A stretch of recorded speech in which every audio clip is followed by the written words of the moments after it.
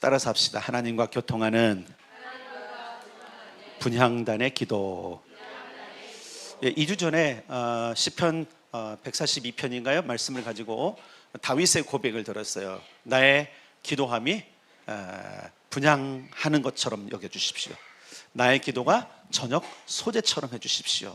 그래서 다윗의 갈망이 어떤 것인지 우리가 좀 살펴봤어요. 그럼 그가 그렇게 소망했던 분향이 뭔가?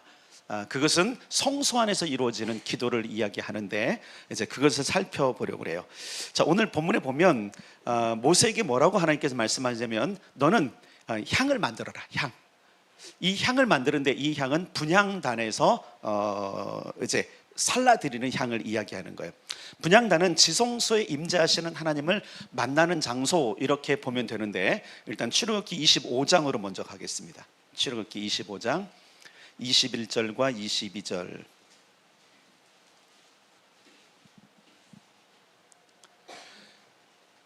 출애굽기 25장 21절 22절 120페이지에 있어요. 제 책은 122페이지. 출애굽기 25장 21절 22절 시작. 속죄소를 궤 위에 얹고 내가 네게 줄 증거판을 궤 속에 넣으라. 거기서 내가 너와 만나고 속죄소 위 증거궤 위에 있는 두 그룹 사이에서 내가 이스라엘 자손을 위하여 네게 명령할 모든 일을 네게 이르리라. 아멘. 여기 보면 속죄소, 거기서 내가 너와 만나고 그 다음에 명령할 것을 너한테 말할 거야. 자, 여기가 지금 뭐냐면 지성소예요. 화면 띄워주세요. 화면 띄워주세요. 네. 자, 보시면 자, 이게 성소인데 성소예요. 이게 잘 이게 안 되는구나. 여기 들어가면 얘가 먹통이 되는군요. 여기선 되죠, 그죠? 여기 들어가면 먹통이 예. 어머나 이럴 수가. 이런 숨겨진 기능이. 자, 그냥 잘 보세요. 저기 보면 지성소가 있고 성소가 있죠. 자, 그리고 그 사이에 막이 하나 있어, 막. 이거를 그 휘장이라고 해요. 휘장이라고 그러는데 예수님께서 돌아가셨을 때 성소의 휘장이 위로부터 아래까지 갈라져 찢어졌다 그랬잖아요. 근데 그걸 말하는 거예요. 근데 저게 두께가 여러분들 말씀드렸잖아요. 저거 손바닥 이만큼 두께예요. 이렇게가 아니라 이렇게.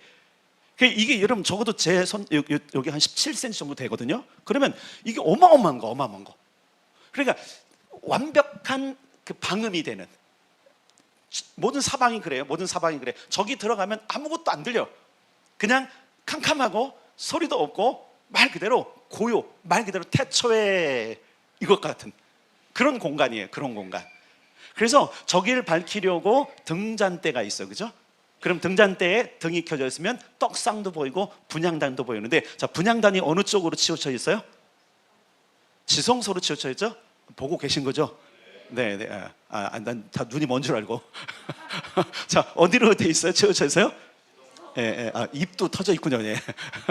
자, 대답해 보세요. 이거 굉장히 중요한 거예요. 자, 분향단이 지성소에 있고 사실 언약궤는 조금 더 앞으로 나와 있어요. 사실은요. 중앙일지 모르지만, 그런데 중요한 것은 뭐냐면 언약궤하고 분향단은 지금 이렇게 좀 이렇게 그 뭐라 그럴까요? 층이 져 보이지만 일직선으로 있어요. 자, 예를 들어서 여긴 지금 아무도 안 앉아잖아요. 여기 딱 이렇게 보면 여기서 분향단이잖아요. 그럼 언약궤가 바로 여기 있어요. 근데 안 보여. 근데 모세기 뭐라고 말하냐면 바로 여기. 내가 잘 보세요. 이제 여러분 보면 여러분이 거기 성소예요. 그 지성소 여기에 법궤가 있다는 생각해 보세요. 완전히 다 딱 막혔는데, 자, 우리가 이미지로 뭐냐면 요 앞에 뭐가 있냐면 바로 여러분 앞에 지성소가 있고 언약궤가 있다는 생각해요. 그럼 여기서 주님께서 뭐냐면 내가 너를 만나겠다. 뭐예요? 휘장으로 다 가는데 만난다고요? 그리고 뭐라 하냐면 내가 너에게 말하겠다 말씀하시는 거예요. 여러분, 이 지금 아주 중요한 장면 속에 뭐냐면 그게 뭐냐면 분향단에서 중요한 거예요. 분향단은 어떤 곳이냐면 지성소에 임재하시는 하나님을 만나는 유일한 장소가 저기예요. 자, 그런데 여러분 너무너무 중요한 게 뭐냐면 구약시대는요 하나님을 일반 백성이 만나는 게 어떻게 어려우냐면, 따라서 합시다. 하늘에 별 따기보다 어려웠다. 물론 하나님 만나주시는 분이지만 그 정도로, 왜냐하면 임재하신 하나님, 이스라엘 신앙 공동체로서 하나님을 말 그대로 대면할 수 있는 일은 거의 없어요. 거의. 하늘의 별 따기보다 더 어려운데, 근데 오늘날 우리는 열려 있거든요. 근데 문제는 뭐냐면 수많은 성도들이 하나님을 못 보는 거예요. 못 들어요. 그 이유가 뭔지 아세요? 분향단이 없어서 그런 거예요. 자, 다시 볼게요. 자, 출애굽기 25장으로 할 거예요. 25장 21절 시작. 속죄소를 궤 위에 얹고 내가 내게 줄 증거판을 궤 속에 넣으라. 거기서 내가 너와 만나고 속죄소 위 증거궤 위에 있는 두 그룹 사이에서 내가 이스라엘 자손을 위하여 내게 명령할 모든 일을 내게 이르리라. 자, 봐요. 그러면 분향단이면, 여러분 왜 제가 이 말씀 드리냐면, 사실은 그 휘장 안에 그 지성소를 아무도 못 들어가. 1년에 딱 한 차례 누가 들어가냐면 제사장이 들어가는 거예요. 자, 그게 어디에 있냐면, 자, 레위기로 가겠습니다. 레위기 16장 29절.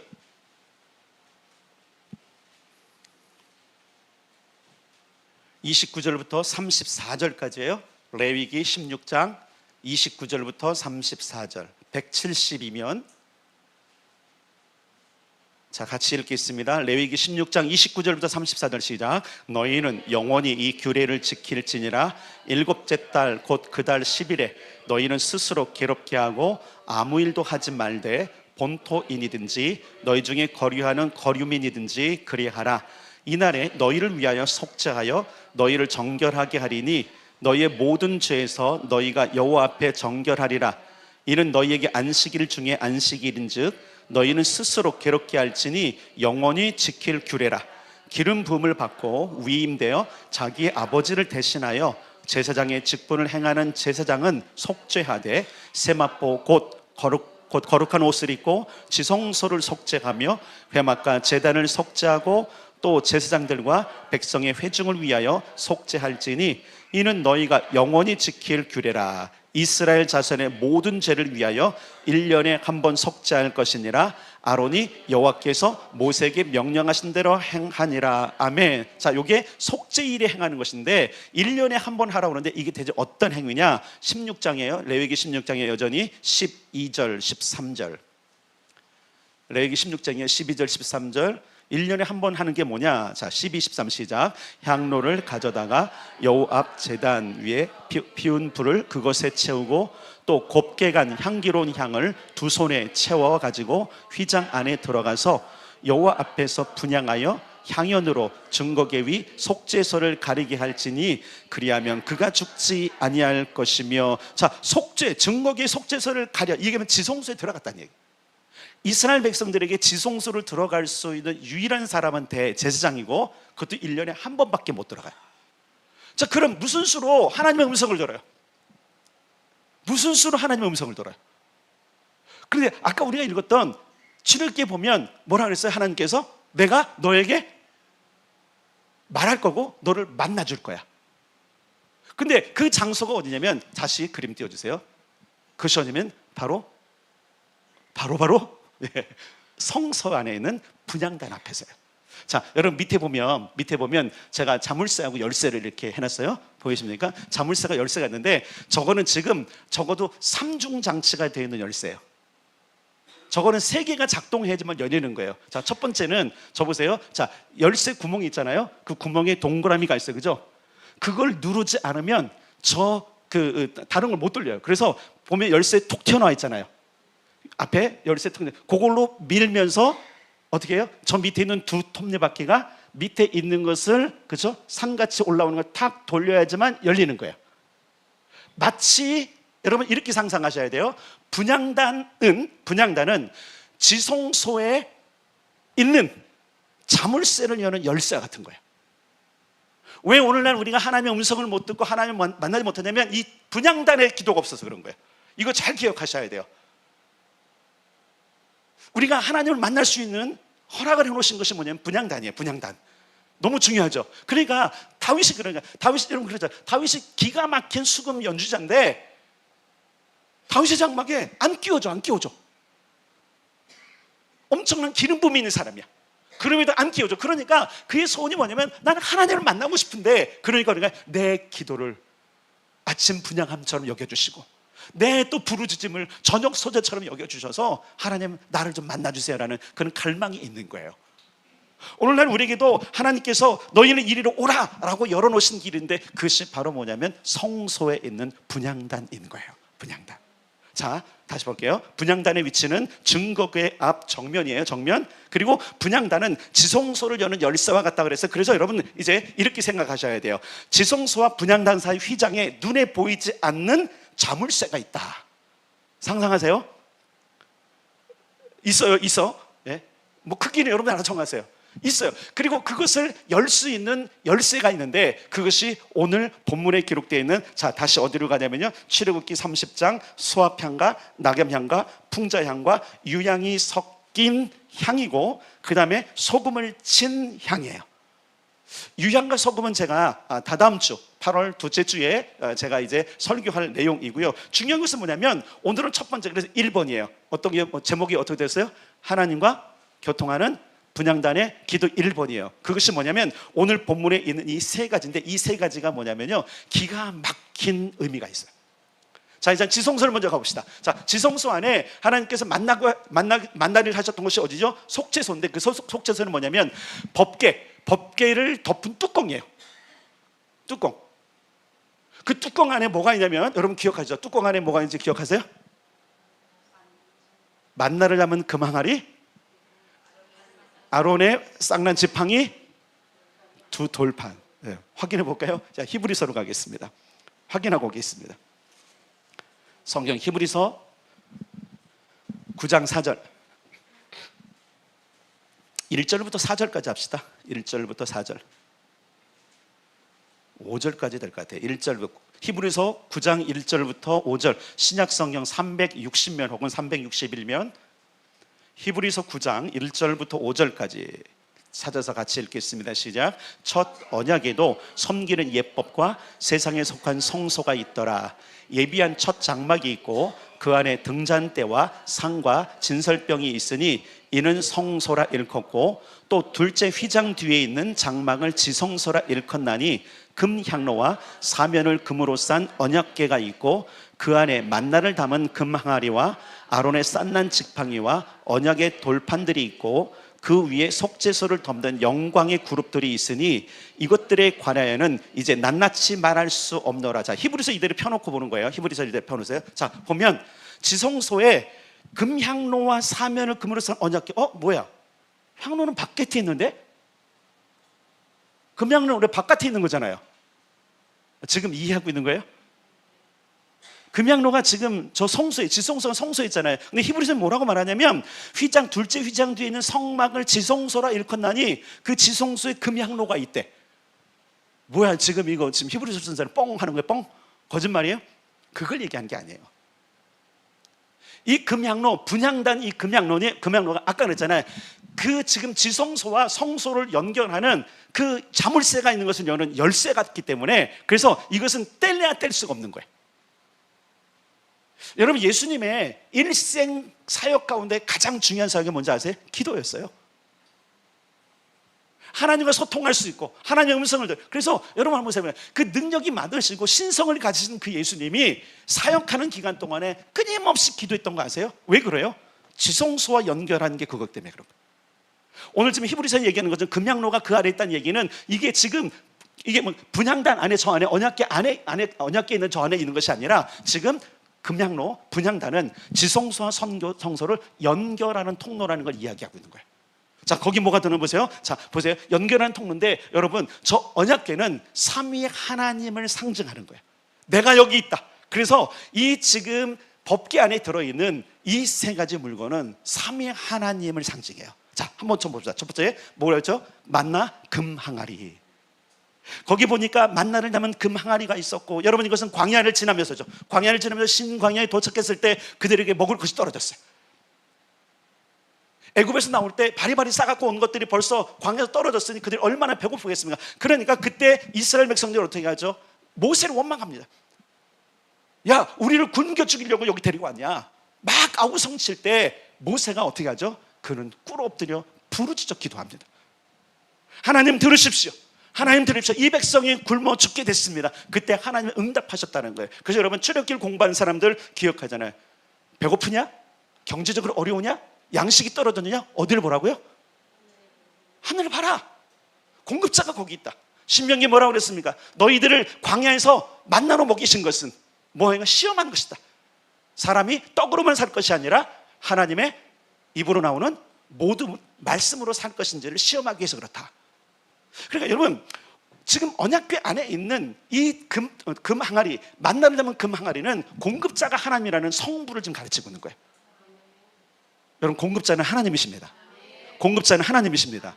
이 분향단의 기도를 여러분 깨닫게 되면 공급이 어떻게 오는지를 여러분들이 알게 돼 있어요. 자, 두 번째 물건이 뭐죠? 아론의 쌍난 지팡이. 자, 아론의 쌍난 지팡이는 이제 출애굽기에 나오진 않고 민수기에 나오는데 어떤 사건이냐면 고라 자손의 반역 사건이 나와요. 레위 지파였군요. 근데 보니까 아론과 그 가문들만 제사장 일을 하면서 지레만만 성소에 들어가고 지성소에 들어가면서 어떻게 보면 쇼를 하는 것처럼 보이는 거예요.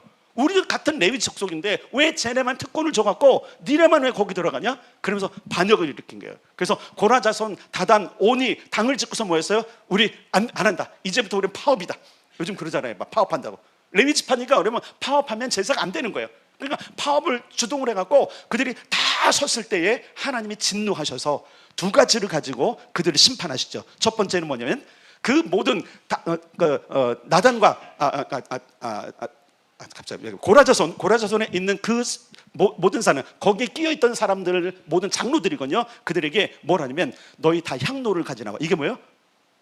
향로가 있어. 향로가 분향하신 향로예요.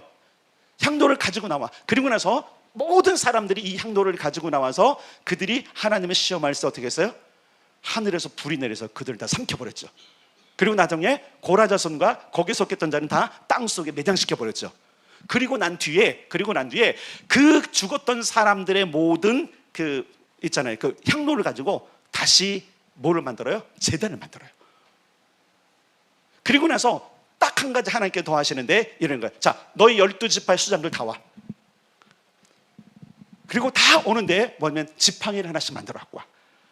다 갖고 왔어요. 그리고 아론, 너도 지팡이 가지고 와. 그래서 하나님께서 말하는 거예요. 자, 이것을 상자 안에 넣고 그 다음날 열어보는 거야. 그래서 싹이 난 지팡이가 하나님이 정한 거야. 그러면서 하룻밤을 지나고 났더니 아론의 지팡이에만 싹이 나온 거예요. 무엇을 얘기하면 권세를 얘기하는 거예요. 나를 만날 수 있는 통로.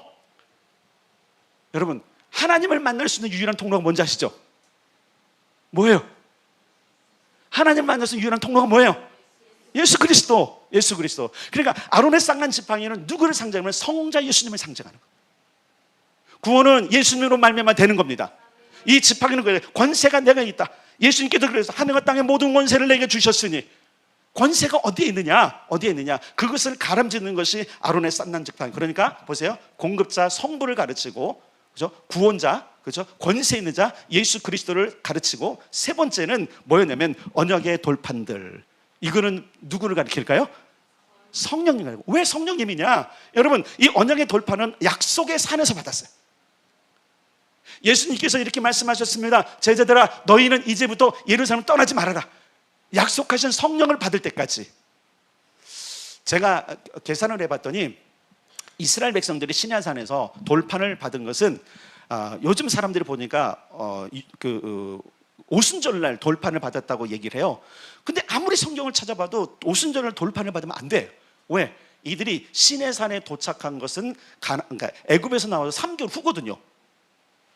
6월절부터 셈을 해서 50일째, 6월절 지나고 초막절이란 말이에요. 초막절 지나고선 뭐죠?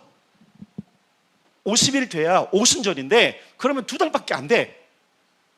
이미 가나안 땅, 그러니까 애굽 땅에서 6월절을 지키고 나왔기 때문에 오순절은 결국은 그 광야에서 지냈을 가능성이 커요. 그리고 나서 3달째니까 90일, 적어도 오순절을 지난 약 40일 이후에 시내산에 왔고, 그리고선 돌판을 받았기 때문에 요즘 사람들이 말하는 오순절날 돌판을 받았다는 건 좀 고민해 볼 필요가 있어요. 자, 중요한 건 그것보다 뭐가 중요하냐면 이 말씀이 언약의 말씀이고 약속의 산에서 받았다라는 거예요. 그리고 그때부터 그들의 삶이 풍성해지기 시작했어요. 여호와를 사랑하자. 그리고 여러분 기억할 거 있습니다. 하나님께서 돌판을 주시면서 하신 건 뭐냐면 이제부터 너희들이 사는 비결은 너와 나와 교통하는 거다는 거예요. 출애굽기를 배우는 사람들 기억할 거예요.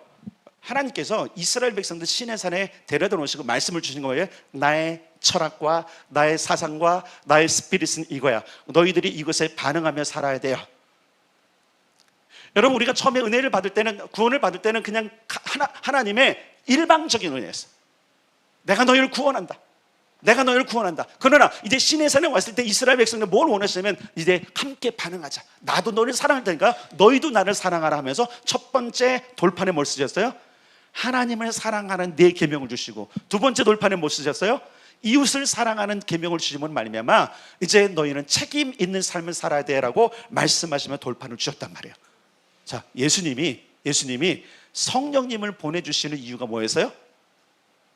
성령님을 보내주신 건 뭐예요? 너희는 이제 홀로 살지 말고 하나님과 연결해서 살아라. 내가 떠나지만 너희는 두려워하지 말아라. 내가 가도 성령이 오는 게 너희에게 유익이다. 왜냐면 그가 오셔서 뭔가 그랬어요? 하나님의 진리를 깨닫게 하고 내가 너에게 가르친 모든 것을 기억나게 할 것이고, 그리고 그분은 항상 너희와 함께 있을 것이다. 그러면서 약속하신 성령을 기다리라 그랬어요. 그래서 그 언약궤는 무엇을 상징하냐면 삼위 하나님, 완전한 하나님을 상징하는 그 언약궤. 그 얘기 뭐예요? 내가 여기 있어. 공급도 나에게 있고 구원도 나에게 있고 기름 부음도 나에게 있고 언약도 나에게 있어. 그래서 그것이 언약궤인 거예요. 그러니까 지성소에서 만나주신 하나님은 바로 그 하나님인데, 그 하나님을 만날 수 있도록 하나님께서 허락하신 그 분향단에서 사르는 향도, 놀라지 마세요 여러분, 이 삼위 하나님을 이야기해요. 자, 그래서 출애굽기로 다시 갈까요? 출애굽기로 아까 30장 오늘 본문 가겠습니다. 30장 34절 한 번 더 읽겠습니다. 본문을 읽겠습니다. 시작. 여호와께서 모세에게 이르시되 너는 소합향과 낙엽향과 풍자향의 향품을 가져다가. 됐어. 자, 잘 보세요. 일단은 하나 봐. 소합향과 낙엽향과 풍자향의 향품을 가져다가. 하나예요. 하나의 뭐라가 패키지. 그 다음에 유향을 섞어요. 하나가 섞었어요. 그 다음에 어디냐면 35절로 가겠습니다. 35절 시작. 그것으로 향을 만들 때 향 만드는 법대로 만들고 그것에 소금을 쳐서 성결하게 하고. 뭐가 하나 더 들어갔어. 뭘 들어가요? 소금을 쳐요. 소금을 쳐. 그러니까 패키지 하나는 뭐예요? 소합향, 낙엽향, 풍자향이고, 두 번째 패키지는 유향과 소금이에요. 요건 2주 후에 제가 말씀을 드릴 거예요. 요건 우리의 삶 속에서 되게 중요한 거예요. 근데 소합향, 낙엽향, 발음이 안 되냐? 소합향, 낙엽향, 풍자향, 이 세 향은 바로 이 삼위 하나님과 연결되어 있어요. 그러니까 잘 보세요. 자, 자물쇠가 있다 그랬어요. 성부 하나님, 성자 예수님, 성령 하나님이 임재하는 그 모든 자물쇠를 풀려면 동일하게 열쇠도 성부 하나님, 성자 예수님, 성령 하나님으로 되어 있어야 되는 거예요. 제가 이걸 연구하면서 사실은 제가 이제 중보 기도를 어차피 해고 가르쳐야 되니까 막 연구를 했는데, 그래서 이제 많은 사람들이 이제 뭐 영상도 듣고 글을 읽었는데 아주 뭔가 감동이 안 오는 거예요. 어차피 난 가르쳐야 되니까. 근데 연구하면서 깨달은 게 있어요. 야, 이거 진짜 기가 막혀. 아무도 이것을 이렇게 설명한 사람은 없어요. 제 자랑하는 거 아니에요. 자랑 아니에요. 왜냐하면 이게 너무나 중요한데, 이 부분을 그냥 우리는 무조건 소합향의 기도를 드려야 됩니다. 낙엽향의 기도를 드려야 된다. 풍자향의 기도를 드려야 됩니다. 이게 분리하더라고요. 분리되면 안 돼요. 분리되면 못 열어요. 저기 열쇠가 보면 보세요. 그죠? 꾹 누르는 것하고 밑에 돌리는 두 개가 다 세 개가 맞아야 열리는 거 맞죠? 여러분 요즘은 열쇠 잘 안 하지만, 자, 비밀번호도 그렇잖아요. 보통 비밀번호 몇 자리 하죠? 4자리 하나요? 집에 4자리잖아요. 우리는 4자리 아니에요. 비밀. 우리 집에 와서 4자리를 아무리 눌러도 우리 집 건 안 열려요. 몇 자리인지 하나 알려줄까요? 그 숫자 4자리, 잠깐만, 입술을 하면 안 돼. 네, 그걸 눌러야 열리는 거. 마찬가지로 여러분, 열쇠마다 보면 이렇게 파여진 게 다르잖아요. 그죠? 움푹 들어간 게 있고 나온 게 있고, 그건 지금 그 안에는 구슬의 숫자거든요. 그리고 구슬 높이란 말이에요. 그게 안 맞으면, 여러분 보시는 거였어요? 열쇠가 비슷하게 생겼는데 아무리 해도 안 돼. 그죠? 근데 나중에 봤더니 조금 다른 거야. 자, 이게 뭐냐면 지성소에 분명히 성부 하나님, 성자 하나님, 성령 하나님의 임재라면 기도도 동일하게 성부, 성자, 성령으로 기도해야 돼요. 이게 지금 향의 의미인 거예요. 자, 그럼 먼저 살펴봅시다. 소합향은 뭐냐면, 소합은 히브리어로 나타프라고 그래요. 나타프. 이것은 물방울이라는 뜻이에요. 물방울. 물방울 하니까 또 다이아몬드 생각하시는 분 부자 될 자다. 물방울 싫어요. 겁나 감동. 물방울인데 소합향은 떼죽나무라는데 이게 되게 재밌는 게 뭐냐면 모세의 지팡이가 떼죽나무였대요. 그러니까 성자 예수님 아니에요. 성자 예수님 아니에요 이거. 예, 딱 소합향은 하나님을 상징한다. 자, 이 떼죽나무는 방울방울 떨어지는 나무의 수액에서 추출한 향이에요. 말 그대로 그 송진 같은 게 있잖아요. 송진 보면 이 송진이 그냥 아니라 보면 이렇게 새어 나오면 이렇게 동그랗게 모여지잖아요. 이 지금 소합의 떼죽나무가 상처를 입으면 그렇게 물방울처럼 이렇게 맺힌대요. 근데 이 물방울처럼 맺히는 이 향을 이것을 향으로 만들어라. 갈아서 만들어라. 자, 이것은 여러분 물방울은 무엇을 상징하냐면 하나님의 눈물을 상징하는 거예요. 소합향의 기도는 눈물의 기도예요. 성부 하늘 아버지의 눈물이에요.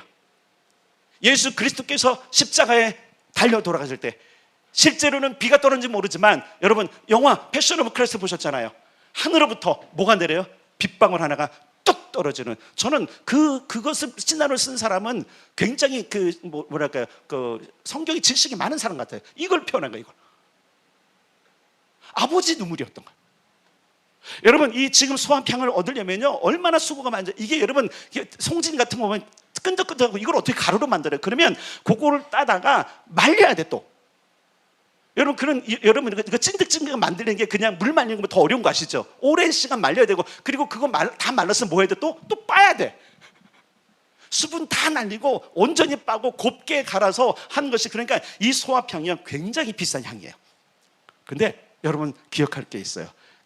바로 나타프라고 하는 이것은 하나님의 눈물을 상징하는 거예요. 요거 조금 더 제가 분향단의 기도에 연결시킬 거예요. 어떤 기도인지를 알려드릴 거예요. 그러니까 그렇게 해서 모은 향을 갈아서 지금 향을 섞어라. 자, 첫 번째 사람입니다. 소합향은 하늘 아버지의 눈물, 성부를 상징한다.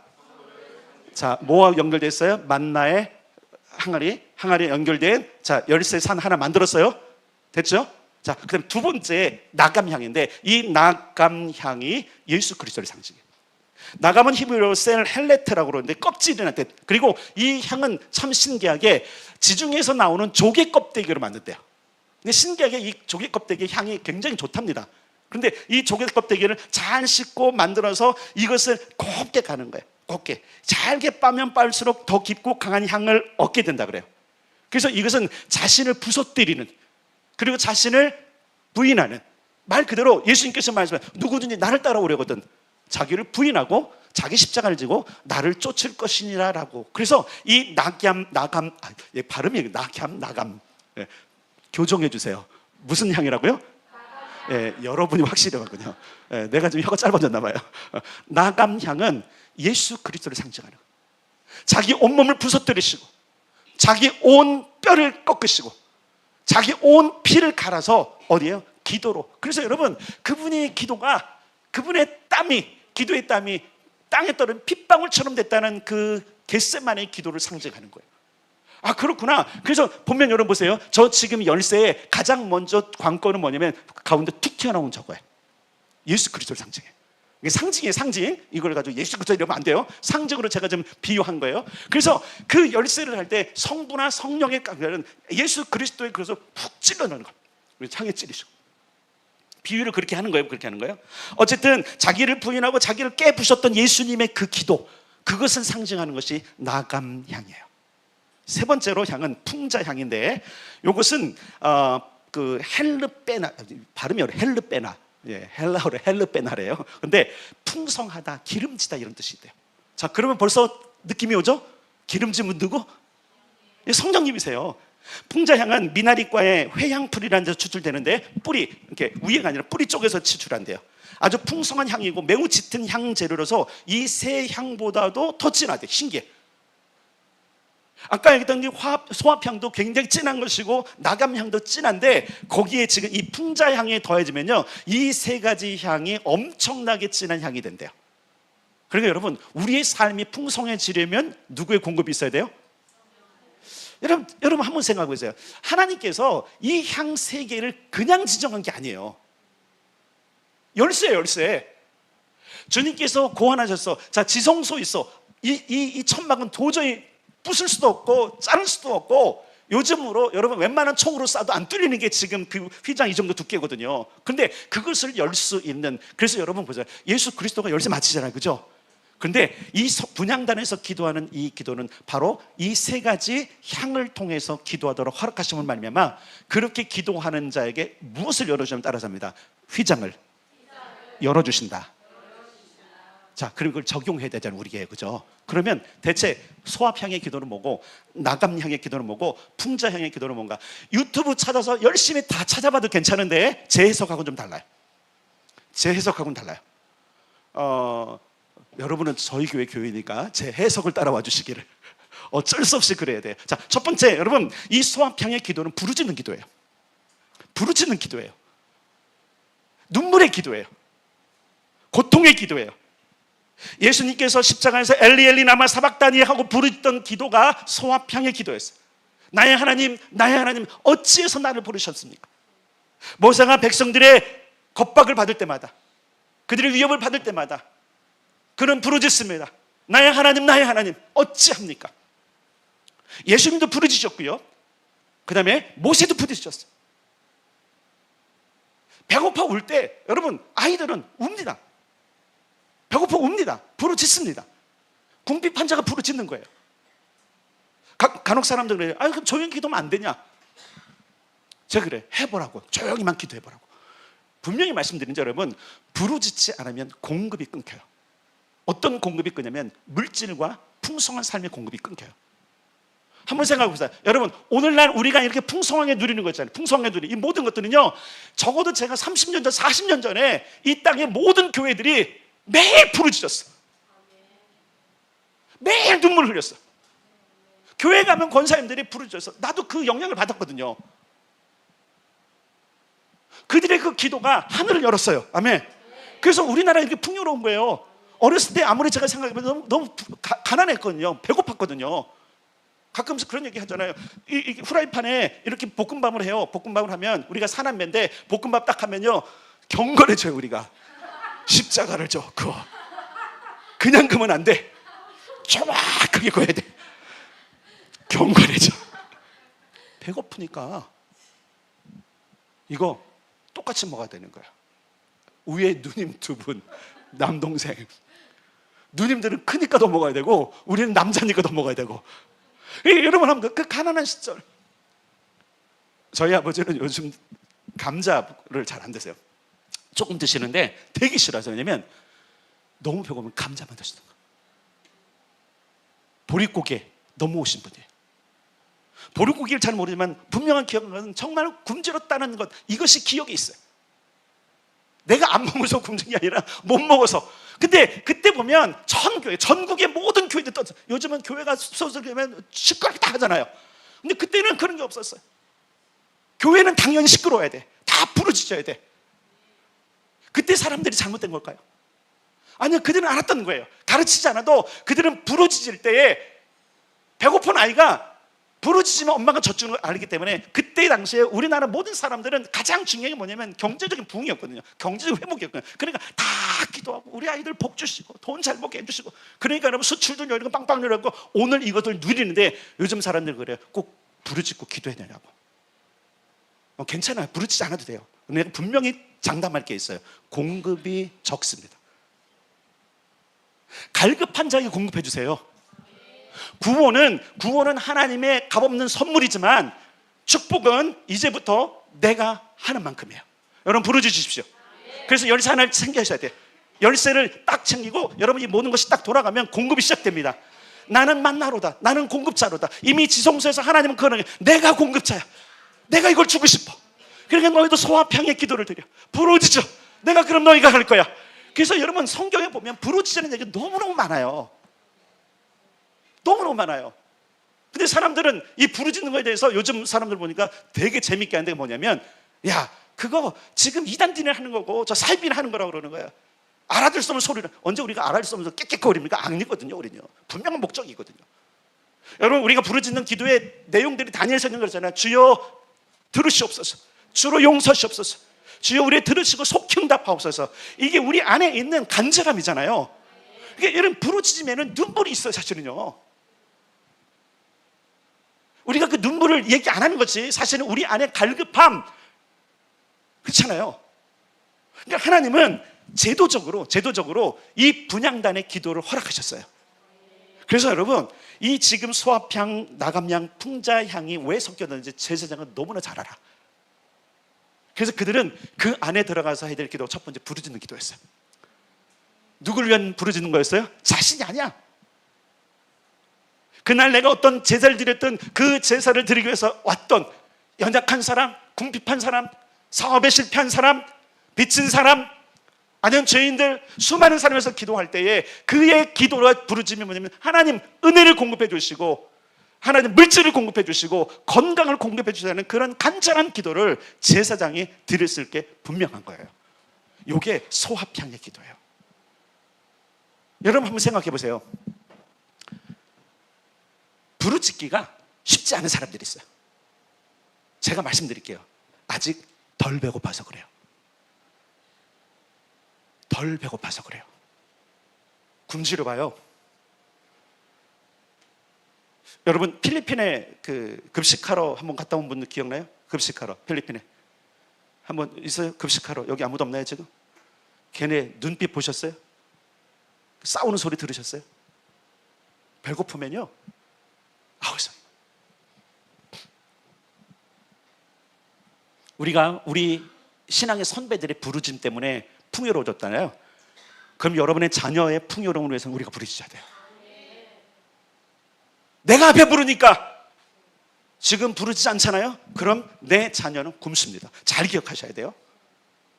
내가 부르짖지 않으면 내 자녀는 굶주려요. 자, 모세의 일대기를 봅시다. 출애굽기를 보면서 여러분 그 출애굽기 내용 그 광야 특별을 보면 그 백성들이 막 고성할 때 하나님의 공급이 그죠? 공급이 하나님께 있으면 아니니까 모세는 계속 부르죠. 그가 그냥 부르셨을까요? 눈물의 기도였을 거예요. 자기가 짊어져야 될 그런 고통도 있었지만 백성들의 고난, 백성들의 아픔. 그러니까 제사장들은 눈물로 기도할 수밖에 없는 게 저 사람의 죄가 용서받지 않으면 저 사람은 절망이거든요. 지금 무너진 그 경제가 일어나지 않으면 저는 망하거든요. 그러니까 제사장은 그 안에서 아무도 없잖아. 얼마나 더 좋아. 부르짖어 기도하는 거예요. 오늘날 이 부르짖는 기도는 대부분 이제 교회에서 합니다. 그죠? 그러니까 우리 교회는 교회잖아요. 근데 여러분한테 물어볼게요. 집에서 부르짖어 기도하시는 분. 그럼 안 해도 돼. 여기 와서 안 해도 돼. 내가 분명히 말씀드릴게요. 집에서 늘 부르짖는 공간 있고 부르짖는 사람 여기 안 해도 괜찮아. 왜? 나는 이미 하고 있기 때문에 괜찮다고. 그럼 봐줄 텐데 없어요, 여러분. 동굴로 들어가야 돼. 그래서 예전에 뭐 산으로 갔잖아요. 산으로. 그래서 여러분 한번 보세요. 70년대, 80년대는 그죠? 삼각산, 청계산, 그죠? 그래서 또 어떤 몇 개의 산들이 있었어. 아차산, 예, 아차산, 장신대 위에서. 산산마다 부르짖는 소리가 하나님이 들었지 않으면 이 민족이 망하는 거니까 우리 후손이 망하는 거니까 우리 부모 세대는요 정말 눈물 흘리면서 기도했어요. 주여 들으시옵소서, 주여 용서하시옵소서, 주여 속히 응답하시옵소서. 이것이 뭘 열었어요? 지성소를 여는 거예요. 여러분 지성소가 열리자면 공급이 없습니다. 지성소를 엽시다. 부르짖읍시다. 여러분 한번 생각해 보세요. 아니 목사가 돼갖고 이 부르짖는 이 부분에 대해서 여러분 다시 부르짖고 있잖아요. 내가요 이 정도 했으면 됐잖아요. 나는 이미 하나님께서 약속받은 게 있어요. 근데 다시 부르짖는 게 뭐예요? 주님 이대로 안 됩니다. 이대로는 난 완전 못합니다. 혼이처럼 주님 이 정도 가랑비 아닙니다. 한꺼번에 그냥 확 쏟아지는 소낙비도 아닙니다. 온 대지를 적시고 모두가 풍성히 얻을 수 있는 그런 풍요로운 비를 원합니다. 그래서 부르짖는 거잖아요. 이기적인 사람들이요 자기 것만 위해서 기도해요. 그러나 다음 세대, 그 다음 세대를 위해서 여러분 기도하는 사람 반드시 부르짖게 되어 있는 겁니다. 그래서 모세의 부르짖음을 어떻게 했어요? 그 1세대와 그 2세대가 살고 그 3세대까지 살아나는 역사가 있었잖아요. 여러분 부르짖읍시다. 이것이 첫 번째 소합향의 기도예요. 두 번째 나감향의 기도는 깊은 침묵과 금식 기도예요. 이게 예수님의 기도예요. 땀이 빗방울처럼 흐르는 것, 예수의 이름으로 그 성자 구원자 예수의 이름으로 기도하는 내용, 흉악의 결박을 풀어주는 그 능력이 있는. 그래서 여러분 때로 여러분 금식하고 깊은 깊은 여러분 침묵 속에 하는 기도는요 그냥 쉬운 기도, 그냥 모든 건 갖고 묵상이 아니에요. 여러분 묵상 기도를 되게 좋아하는데 여러분 묵상 기도는요 여러분들이 좀 고민해 볼 게 있어요. 묵상할 때 그 묵상이 진짜 하나님을 묵상합니까? 다른 걸 묵상합니까? 다른 거 묵상하게 돼 있어요. 그러니까 여러분 묵상의 함정에 빠지지 말기 바랍니다. 나감 향해 기도를 하길 바랍니다. 이건 깊은 몰입이에요. 지금 있는 문제, 지금 있는 결박들, 지금 고통들을 해야 돼. 그러니까 금식도 해야 되는 거고 때로는 침묵인데 그 깊은 침묵, 예수님께서 입을 열지 않았을지라도 마치 한나처럼 기도하는 것, 하나님이 들을 수밖에 없는 그 안에서 울부짖는 이것이 바로 나감 향의 기도인 거예요. 자신을 가난하고 고통을 참아내고 금식의 아픔에 동참하고 그럼을 통해서 내 육신을, 내 영혼을 갈아서라도 하나님의 지성소가 열리길 원하는 기도가 나감 향의 기도예요. 여러분 때로 금식도 해야 돼요. 그리고 침묵하거든 제발 묵상하지 말고 정말 침묵을 해보세요. 깊은 침묵을 해보세요. 어느새 시간이 30분, 1시간 지나는지 모를 정도로 잡생각하다가 하는 것이 아니라 진짜 하나님과 씨름하고 야복강단에서 마치 야곱이 씨름했던 것처럼 그 깊은 침묵 안에서 하나님과 계속 씨름하고 열려지길 기도하고 풀어지길 기도하고 자유케 되길 원하는 기도를 하는 게 너무나 중요한 거예요. 그러면 두 번째 찰칵 열려요. 마치 여러분 번호키가 있는 큰 금고처럼 보통 세 단계로 되잖아요. 하나 찰칵 열리고, 두 개 찰칵 열리고, 세 번째 찰칵 열리면 열리는 것처럼. 근데 여러분 부르짖는 기도만 해도 하나는 열려요. 잘 기억하세요. 부르짖는 기도하면 공급이 시작된다. 침묵과 금식으로 기도하면 흉악한 결박이 풀어진다. 이게 분향들에서 기도이고요. 세 번째 기도는 풍자향의 기도인데 이것은 선포의 기도예요. 말씀이에요. 언약에 기발된 것. 여러분 기억하십시오. 성령께서 우리에게 약속되신 분이십니다. 그분은 우리에게 기름을 바르시는 분이에요. 말 그대로 풍자향이 기름진 기름인 것처럼, 향인 것처럼 우리 삶에 기름을 주시고 그것을 우리를 보호해 주시는 분이 바로 성령님이세요. 그래서 우리가 이 풍자향의 기도를 하기 시작하면요 보호가 일어나요. 하나님의 성령의 인침이 일어나요. 기름 부음이 일어나요. 여러분 이스라엘 사회에서 양에게 머리에 기름을 바르는 게 있어요. 실제로 그 기름은 어떤 기름인지 모르지만 정확히 말해요. 그것은 해충들, 곤충들, 특히 곤충들이 어떤 곤충은 그냥 파리 정도가 아니라 와서 독침을 쏘는 곤충들이 있는 거예요. 피를 빨아먹는 그런 짐승들이 못 오도록 양 머리에 그 기름을 바른대요. 그러니까 우리가 이 풍자향의 기도를 하는 것은 성령님의 보호를 요청하는 기도예요. 기억해 보세요. 여러분 한번 보세요. 내가 말씀이 너희를 지킬 거예요. 여러분 보세요. 말씀을 따라 우리가 살면 말씀은 우리를 지킵니다. 그 의미를 얘기하는 거예요. 그러니까 소합향과 나감향과 풍자향의 기도를 드리기 시작하면, 근데 이것은 여러분 그렇다고 한 어떤 공간에서 부르짖기도 하고 침묵도 하고 선포도 하고 다 할 수 있지만 구별되기는 해요. 사실 깊은 침묵 기도는 여럿이 있는 데서 하기가 쉽지 않아요. 그래서 골방이 필요해요. 그건요. 예수님처럼 골방이 필요한 거예요. 예수님이 부르짖기도 했지만요 주님은 골방을 찾아다녔어요. 산으로 혼자 가시고요, 한적한 광야로 가시고요. 그것을 정말 깊은 묵상 가운데 그렇죠? 그 백성들의 고통을 풀어주게 하는 하나님의 예수님의 그 기도가 있었던 것처럼 또한 풍자향의 기도, 이건 선포예요. 이거 선포는 여러분 혼자 해도 되고 어디든지 가능해요. 언약을 선포하십시오. 말씀을 선포하십시오. 여러분 성령님은 언약하신 분이고 그럼 그때에 기름 부음이 오고 그때에 보호하심이 있다는 사실을 기억하셔야 돼요. 그러니까 하나님은 그래요. 너희가 분향단을 사수해야 되는 이유가 뭐냐면 제사장들은 반드시 분향단을 사수하잖아요. 아침에 분향단, 저녁에 분향단, 하루 종일 뭐 하고 있어요? 제사 드린 자들이 와서 분향하는 일들을 통해서 뭐예요? 하나님과 교통하도록 열어놓으신 것이 분향단이었다라는 거예요. 이해가 되셨나요? 자, 잘 보세요. 지성소, 하나님의 공급이 있고 하나님의 권세가 있고 흉악의 결박을 부는 권세가 있고 그렇죠? 공급하신 하나님의 기름 부음이 있고 그것을 주시기 위해서 지금도 기다리고 계시는데 하나님께서는 지금도 부르짖는 자에게 응답하시고요, 깊은 침묵과 금식하는 자들 자유케 하시고요, 말씀을 선포하고 언약을 선포하는 자들에게 기름을 부어주십니다.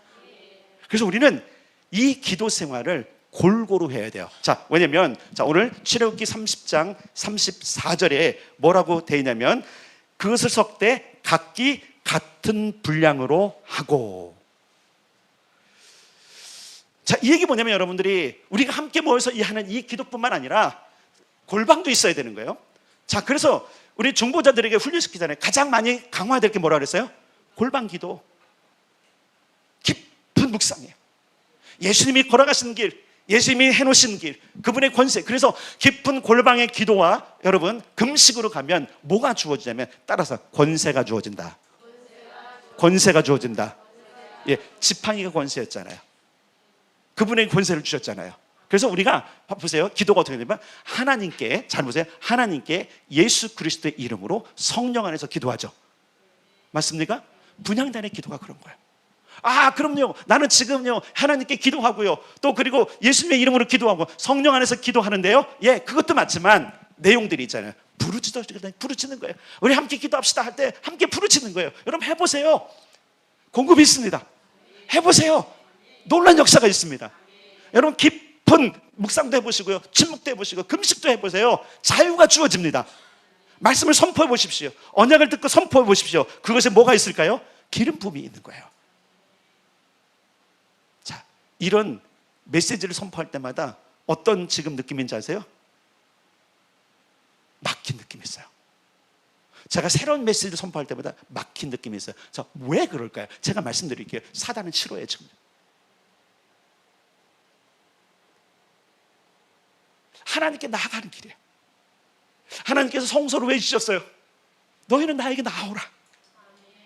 주님은 우리가 지성소를 누리기를 원하세요. 우리는 지성소로 오기를 원하세요. 그래서 예수님께서 돌아가실 때 그 휘장, 성소와 지성소를 구분하는 휘장을 딱 재어버리시고, 그래서 히브리서에 뭐라고 말씀하셨어요? 담대히 우리가 나오라고 말씀하신 거예요. 자, 히브리서로 가겠습니다. 아까 히브리서 9장 봤죠?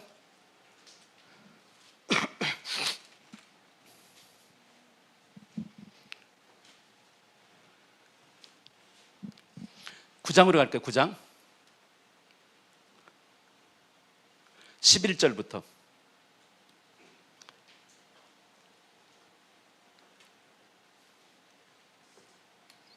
자, 한 절씩 가르겠습니다. 히브리서 9장 11절 일단 읽겠습니다. 시작. 그리스도께서는 장래 좋은 일의 대제사장으로 오사 손으로 짓지 아니한 것 곧 이 창조에 속하지 아니한 더 크고 온전한 장막으로 말미암아. 잘 보세요. 장래 좋은 일의 대제사장. 자, 이 얘기 뭐냐면 지성소에는 좋은 일이 있다는 거예요. 지성소를 들어야 됩니다. 기도해야 됩니다.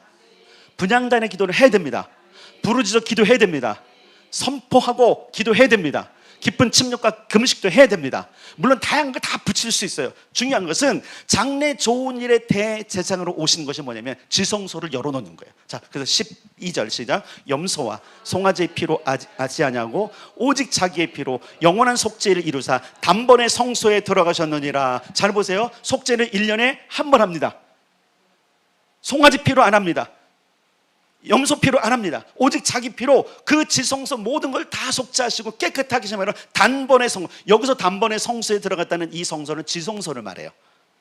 단번에 여신 거예요. 자, 13절 시작. 염소와 황소의 피와 및 암송아지의 죄를 부정한 자에게 뿌려 그 육체를 정결하게 하여 거룩하게 하거든. 예, 그래서 여러분 요즘 그 이스라엘이 하려고자 하는 것 가운데 하나는 붉은 암송아지 지금 막 수입해다가 하는 거 있잖아요.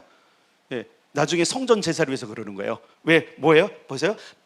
염소와 황소의 피, 황소가 먼저 붉은 소, 암송아지의 죄를 부정한 자에게 뿌려 그 육체를 정결하여 거룩하게 하는 예식이 있거든요. 그런데 자, 14절 시작. 하물며 영원하신 성령으로 말미암아 흠없는 자기를 하나님께 드린 그리스도의 피가. 자, 여기 보세요. 성령, 성자, 성부가 나와요. 항상 함께. 우리가 신앙생활을 하면서 만나야 되는 하나님은 삼위 하나님이세요. 완전한 하나님이세요. 성부 하나님, 성령 하나님, 성자 하나님 항상 있으세요.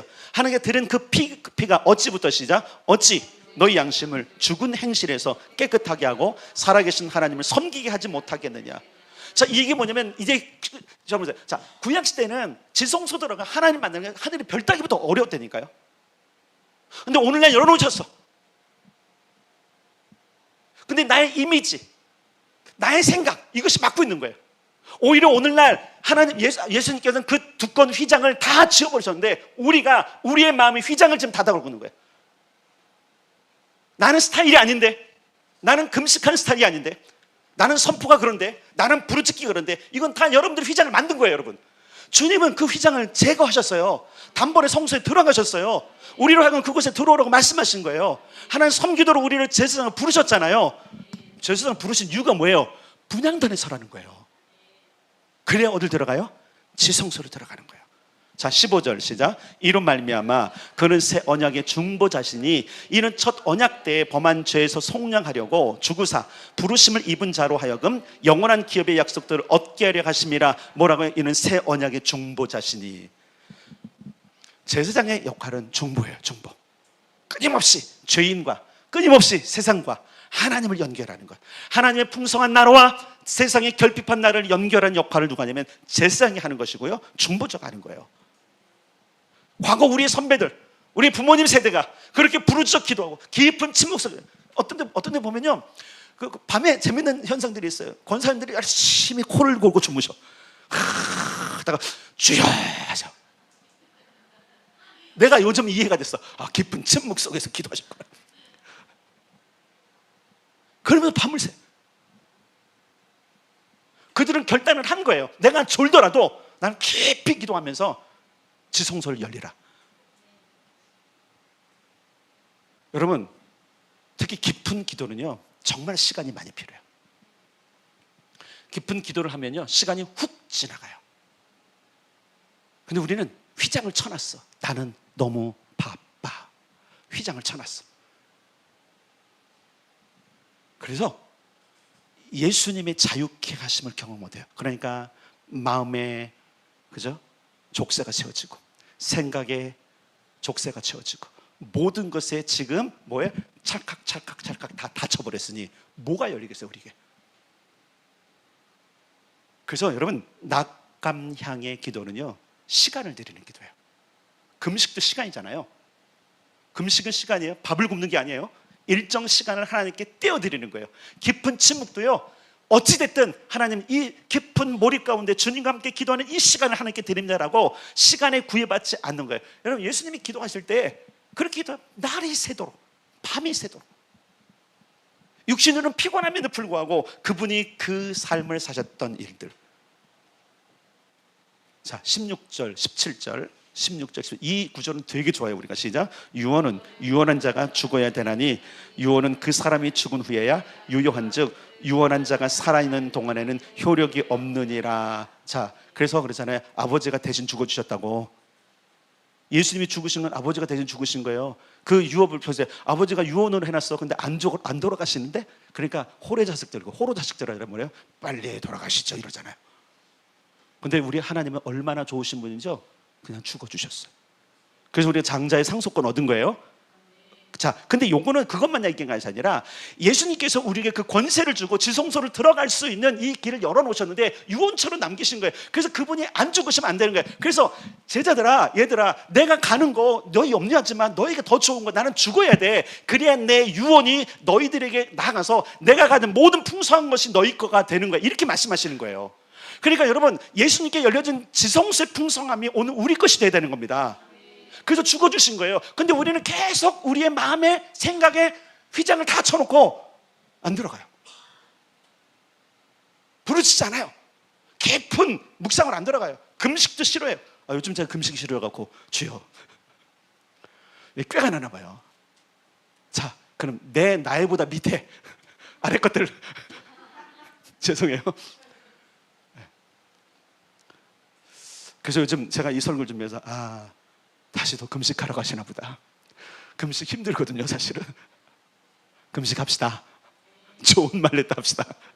부르짖읍시다. 좋을 때 부르짖읍시다. 진짜 인생의 쓴맛을 보고 부르짖으면요, 너무 많이 아파요. 그 전에 부르짖는 거예요. 네.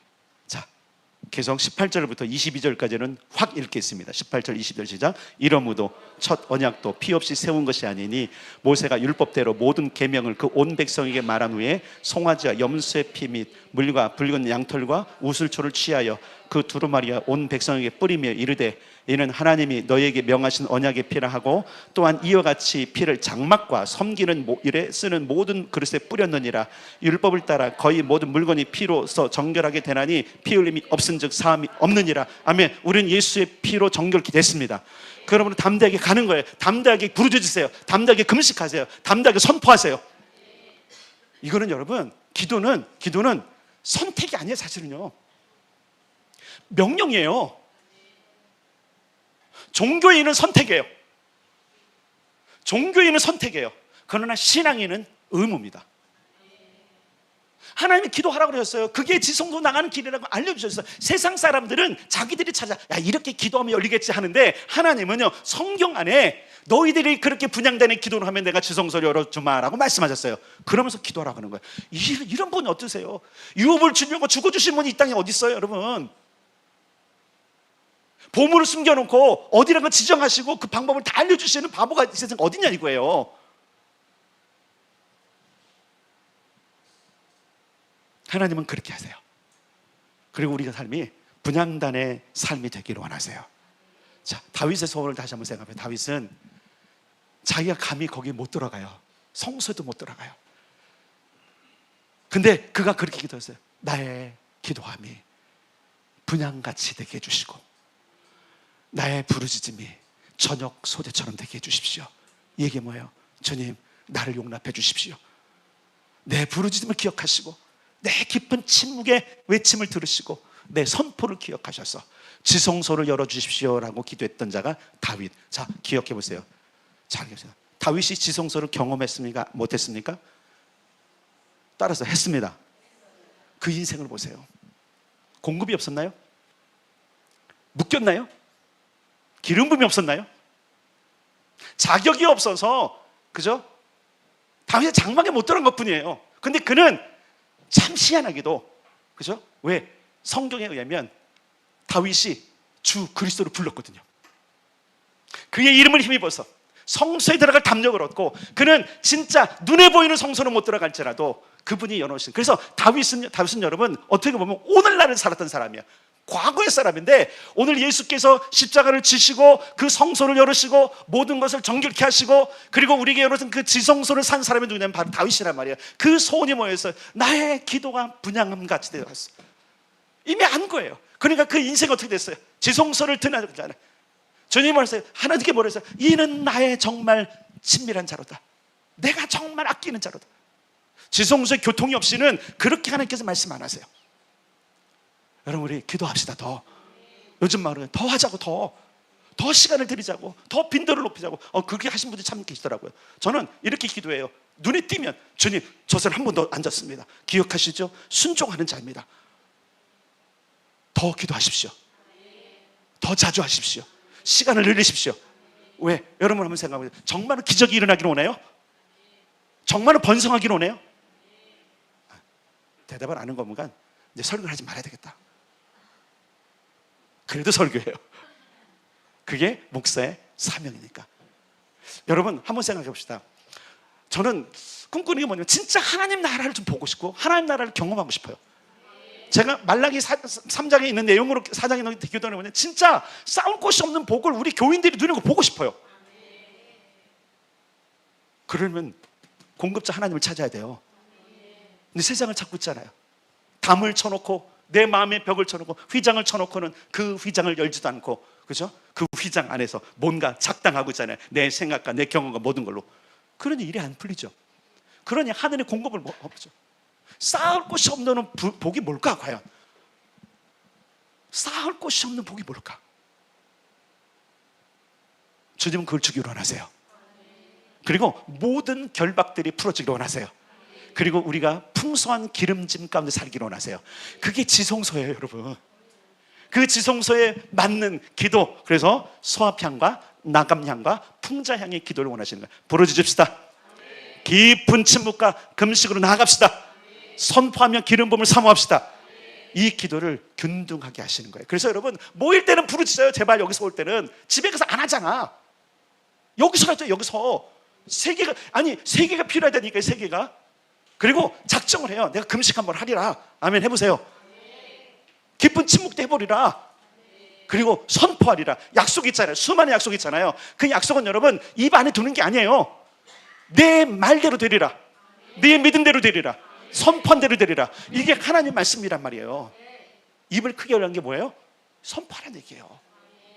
오늘 여러분들이 배웠다면 이 배운 것을 가지고 실천하는 사람이 복이 있는 겁니다. 아멘. 자, 세 가지 말씀드렸어요. 그러니까 오늘은 무슨 기도 해야 돼요? 무슨 기도? 예, 혼자 괜히 깊은 침묵에 들어가셔서 혼자 침 흘리고 자지 마시고 금식은 아예 못하는 거니까. 그리고 여러분 동시에 우리는 기름 부음의 기도도 할 수 있어요. 그래서 때로는 방언이 열기도 하고, 그렇죠? 때로는 은사가 오기도 하고, 때로는 영의 찬양이 하기도 하고, 그런 일들이 충분히 있을 수 있으니까 이 밤에 우리가 이 세 가지 향을 가지고 지성소를 열어봅시다.